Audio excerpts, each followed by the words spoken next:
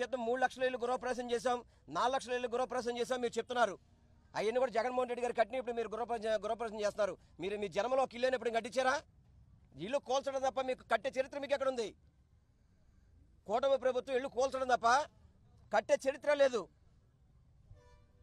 దయచేసి చంద్రబాబు నాయుడు గారు కానీ, నారా లోకేష్ కానీ, పవన్ కళ్యాణ్ కానీ మీరు స్పందించండి. దీని మీద ఎవరైతే మీ నాయకులు ఉన్నారో వాళ్ళ మీద యాక్షన్ తీసుకోండి.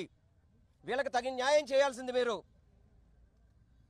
చేయకపోతే తప్పకుండా వీళ్ళతో పాటు వైఎస్ఆర్ కాంగ్రెస్ పార్టీ నాయకులు మాజీ ముఖ్యమంత్రి జగన్మోహన్ రెడ్డి గారు కూడా ఈరోజు మాట్లాడారు ఈ విషయంలో.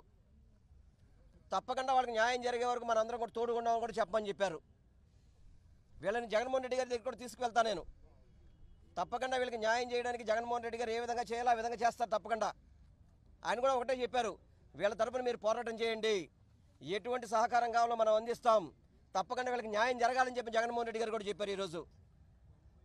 కనీసం స్థానికంగా ఉన్న ఎంపీలు కానీ కేసీఆర్ చిన్ని గారు ఆయనకి ఆటలాడుకోవడానికి ఏదో ఉత్సవాలను చేయడానికి టైం ఉంటుంది, కానీ ఇటువంటి కార్యక్రమాల దగ్గర రావడానికి మాత్రం టైం ఉండదు ఆయనకి. ఎందుకంటే అతని కనసంలో ఇవన్నీ జరుగుతున్నాయి కాబట్టి. అతని ప్రమేయం లేకపోతే ఇక్కడ ఎందుకు రాడు ఇప్పటివరకు కూడా? ఆయన కేసీఆర్ చిన్ని ప్రమేయం లేకపోతే ఎందుకు ఇక్కడికి రాలేదు?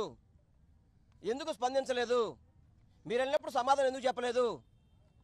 ఇది కేవలం ఈ కుట్ర. ఇది 100 కోట్ల స్థలం చేస్తుంది. ఈ స్థలాన్ని దోచేయాలి, ఈ స్థలాన్ని కబ్జా చేయాలని చెప్పని ఇదంతా ఈ నాయకులు చేస్తున్న, అధికార పార్టీ నాయకులు చేస్తున్న కుట్ర ఇది. తప్పకుండా ఈ బాధితుల పక్షాన వైఎస్ఆర్ కాంగ్రెస్ పార్టీ తరఫున మేమందరం కూడా అండగా ఉంటాం.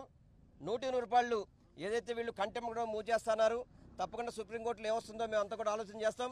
తప్పకుండా రానున్న రోజుల్లో వీళ్ళకి మంచి చేసే విధంగా, మేలు చేసే విధంగా మేమందరం కృషి చేస్తామని మేమందరం కూడా తెలియపరచుకుంటున్నాం.